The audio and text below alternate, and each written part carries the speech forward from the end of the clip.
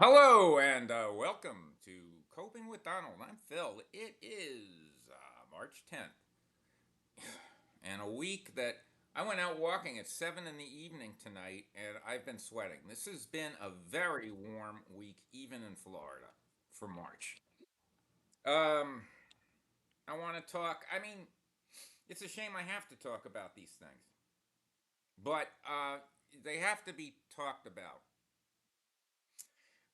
Donald Trump, of course, showed up to, I guess, welcome would be the word, the six caskets of fallen American soldiers back from Iran. This is going to be a terrible glare thing, isn't it? I was using them to read there, but we'll see if I get in trouble. Anyway, everybody's making a big deal. He showed up in a hat, in a baseball cap. He was dressed in blue. Everybody else was dressed in black. So I get it. I don't know if he was making a statement or nobody talked to him or he didn't know where he was going. I really don't know. Um,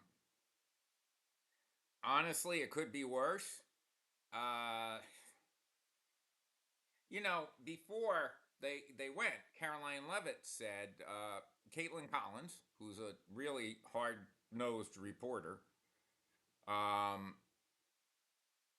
asked Caroline Levitt, the press secretary, about is he going and blah blah blah. And Caroline Levitt was kind of like snooty. Yes, we're going, but I don't want to tell you about it because you and your network always try to make the president look bad.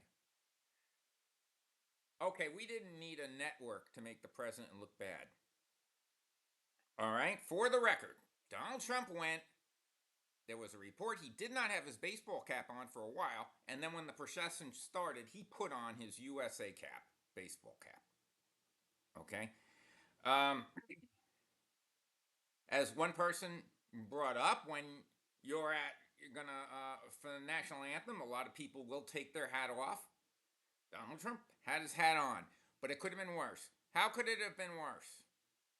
He could have had his Trump was right about everything hat. And I think everybody who just heard that from me says, oh, yeah, yeah, that would have been worse. Uh, I don't know what to say about him. He obviously, he's not right, okay? And I really hate to say this, but there's something wrong with the man, and he cannot feel things he's supposed to feel, okay? All of us are like that to a certain extent.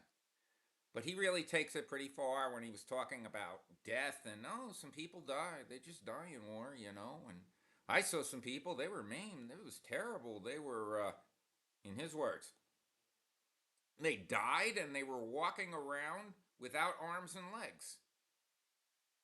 Now, I know he didn't mean for it to sound that way. Okay? Walking around without legs. I mean, they died and they got up and walked around without legs. It's just that he can't put into words things that he might be feeling or might not be feeling. But I will tell you what upset me the most about that,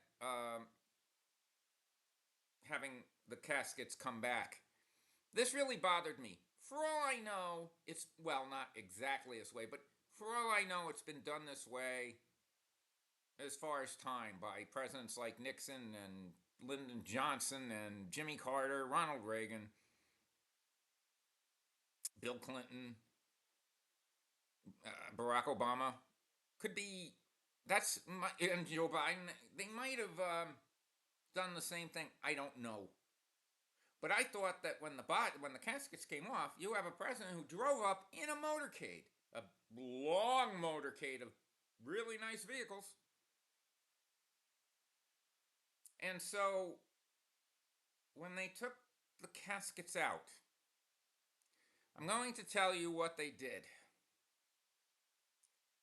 Don't think of it as a Trump thing.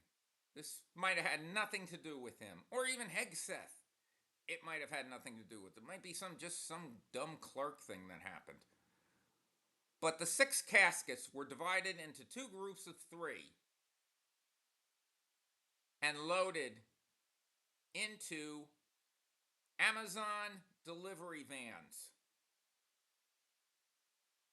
Let that sink in.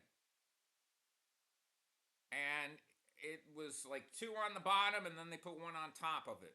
And they did that with 2 different vans. The flags were still there.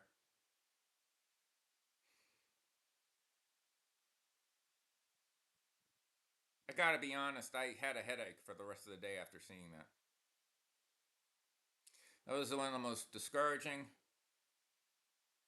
things, messages that I've ever gotten from a United States government anyway. Yeah, maybe I'm too sensitive. Maybe it shouldn't bother me, okay? I understand. But I honestly don't understand why somebody would not be bothered by that. Can you imagine if that was your brother or sister? One of them was a woman.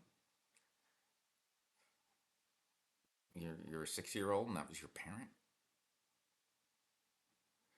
Or a child, of course, more likely. And you watched that? They took them away in an Amazon van? Yeah, I was kind of ashamed of my country in that moment. And maybe you should be too. So, as far as I'm concerned, you didn't need the press to make that whole thing look bad for the White House. The war, of course, is. We don't know how it's going. And why do we not know how it's going? Because the Pentagon will not let reporters in to cover the Pentagon if they ever print something that the Pentagon hasn't approved. We learned today about the 150 people injured. They weren't just injured yesterday, they were injured over the past week. But we just got like a weekly update on them or something. These are things Americans want to know and have a right to know. They have a right to know these things. Okay? And that's what the press is supposed to do. Report the things that Americans should know. If all our battleships are on the bottom of the ocean, we should be told that. Okay? It's really hard to believe there's only 7 or 8 dead, so for that I'm grateful. But the misinformation is incredible. Not just the misinformation, but the kind of like the snotty attitude from this government. Like, you think you have the right to know this? Yeah, I think we do. Kind of like the Epstein files. So, hang on one second to collect my thoughts. Okay, of course this is getting weird because of, say, the stock market, which I don't know why it's as high as it is. But I will say that in the morning, after Trump came out yesterday and said, it's all over, it's all over, it's all over, wax on, wax off, like he always does, the market made a nice recovery yesterday and then started up this morning, was going up throughout the day. And as that was happening, oil was going down because Trump said it was all over. And it stopped at certain levels. And then there was a tweet by the Department of Energy, the Secretary of Energy. Man, I think his last name is Collins. And he said that the first tanker was escorted by the military out of the Strait of Hormuz. When that happened, oil went down 5% in like a minute or two. 5%. That's more, if you had oil short, that's more than you would make on even a CD for the whole year. And you made it in 2 minutes. Or lost it in 2 minutes. And then somebody wrote, well, I've been talking with the military, and they deny that. They said, no, that has not happened yet. 2 minutes later, the oil had gone back up 5%, and stocks went down. it really does seem like certain people, certain entities are trying to manipulate the stock market with tweets and statements and then taking them. They took it off the record, the Department of Energy. And of course, some MAGA gets on there and says to the woman who says, I talked to the military, they said this didn't happen. You're a traitor, lady. You're a traitor to criticize Hegseth and Trump and the Secretary of Energy. No, I think a traitor would be somebody who spreads lies or is not informing the American public of things they need to know or should know. And that was just a guy, okay? It's 35% of the people still vote for Trump, so it was just a guy. But my point is that the market is flying all around, and a lot of it is based on tweets. Trump said the war is over. Usually, when a war is over, you have both sides ceasing the hostilities. Iran has given no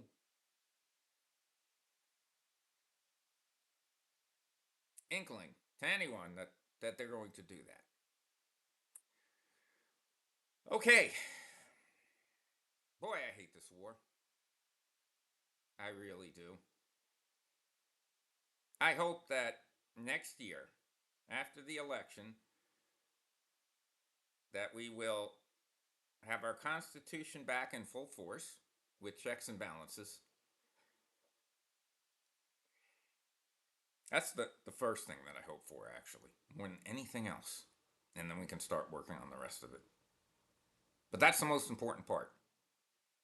And that we actually reestablish a real rule of law. And people should be in jail who use their government positions to coerce or guide